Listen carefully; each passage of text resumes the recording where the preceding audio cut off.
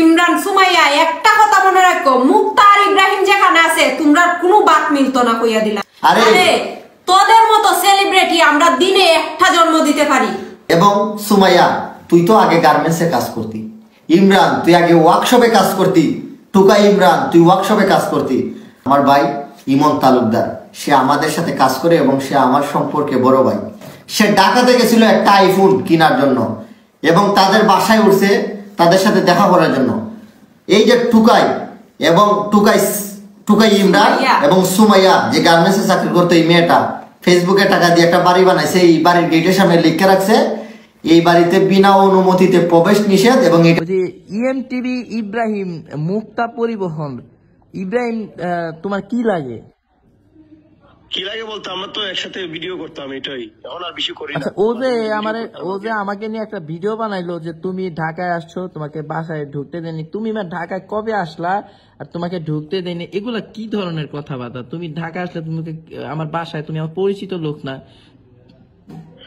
তো আমি তো তোমার বাসায় আসি নাই, আমি এটা তো ইব্রাহিম হয়তো এমনি মনে ভিউয়ের জন্য হয়তো এরকমটা কিছু একটা হইতে পারে করছে। এগুলা ভাই কি, এগুলা কি ঠিক? ভিউয়ের জন্য একজন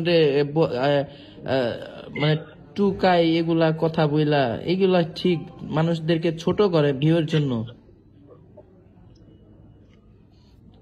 আসলে আমি তো এই বিষয়ে জানি না, আমি আসলে ওই তুমি এই বিষয়ে জানোই না, কিন্তু তোমার ভাই ইব্রাহিম সে দেখো ভিডিও বানাইছে তার পেজে, পারলে খুঁজা দেখো, আমার সামনে তো আসছে। আমি যে বিষয় নিয়ে এখন ভিডিও দিচ্ছি সবাই দেখুক, জানুক তোমার যে ইব্রাহিম, তুমি যে আমার কথা বলতেছো আমি এটা রেকর্ড করলাম।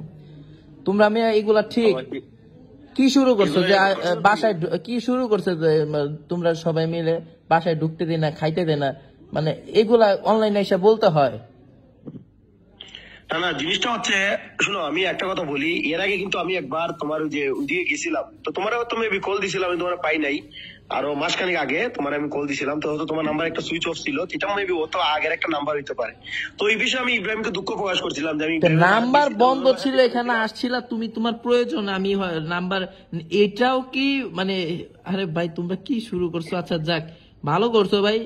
মানে একটা লোকের সাথে সবসময় ইব্রাহিম রে বলবা কি, একটা লোকের সাথে সবসময় যেন সম্পর্কটা ভালো রাখে, কাউকে নিয়ে না যাই না। ইব্রাহিম কি দেখছে আমি হচ্ছে আর গার্মেন্টসে চাকরি করছি, ওয়ার্কশপে কাজ করছি, এগুলা কথা কি? আর এই যে এগুলা মানুষদেরকে ছোট করে কথা বলে কেন? গার্মেন্টসের চাকরি, তারপরে ওয়ার্কশপ, এগুলা কাজ না? ও কাজ, শোনো, ও কাজকর্মকে ছোট করে কথা বলছে ভিডিওতে, ভিডিওটা দেখো। ও আচ্ছা, আমি এটা দেখবো, সমস্যা নাই, কিন্তু এর আগে কিন্তু একটা, এটা সত্যি আমি ঢাকা গেছিলাম ঠিক, ওই আমার ইচ্ছা ছিল ঢাকা ইচ্ছা ছিল, দেখার কোনো কারণে না হইতে পারে ভাই। আমি একটা মানুষ, তো আমি চাইলে এক জায়গা থেকে আরেক জায়গায় উইরা যাইতে পারবো না। আমি মানুষের মনের ভাষা বুঝি না, যে আমি তোমার মনের ভাষা কি তুমি কিন্তু আমি তোমার অনেক কল দিছিলাম, তুমি ফোনটা ধরো নাই, এই জন্য কিন্তু আমার মিজাজ গরম হয়েছিল। আমি কিন্তু একটা লাইভ করছি, তুমি ফোন, আমি ফোন ধরি নাই দেখে তোমার মানে মেজাজ গরম হয়ে যাবে? ভালো, আমি তোমার শোনো ভাই, আমি তোমার কল দিছিলাম তোমার বাসায় যাওয়ার জন্য। তাহলে তো মনে হয় ভিডিওর বিষয়ে তুমি জানো রে ভাই প্রথমে। আচ্ছা ভিডিওর বিষয়ে তুমিও জানো, প্রথমে না করলাকে তাইলে এরকম? না শোনো, প্রথমে না করি না, আমার তো শোনো, আমিও কিন্তু ঢাকা গেছিলাম তোমার সাথে দেখা করার জন্য, তোমার বাসায় ভিডিও করবো, তোমার সাথে মিট আপ করবো, এরকম একটা প্ল্যান আমারও ছিল। তুমি কল ধরো নাই, তোমার কোনো খবর টবর পাই নাই, যে মন মিজাজ আমার কল ধরি নাই। এখন কোনো কারণে আমি ব্যস্ত থাকতে পারি, তো ফোন কি সবাইকে ফোন দিলে ধরে? কোনো কাজে থাকতে পারে না, এর জন্য অভিমান করে কেউ? নিজের মা ফোন দিলেই তো, নিজের মাকে ফোন দিলে মাঝে মাঝে কাজকর্মের জন্য ফোন ধরতে পারে না। তুমি এই বিষয়টা তো আমাকে বললে হইতো, ভিডিও বানানোর কি আছে? তোমার বিষয়ে কিন্তু রিপোর্ট আমার কিছু খারাপ আছে। শোনো, তোমার আমি বলছিলাম না আমার বাসায় তোমার দাওয়াত, তুমি বেড়াতে আসবে, তুমি তো আমার বাসায় আসলে না। আরে ভাই তুমি দাওয়াত দিছো, একজনের দাওয়াত। এখন তোমার বাসা হচ্ছে ভাই, আমি থাকি হচ্ছে ঢাকা সাভারে, এখান থেকে হবিগঞ্জ কত দূরে?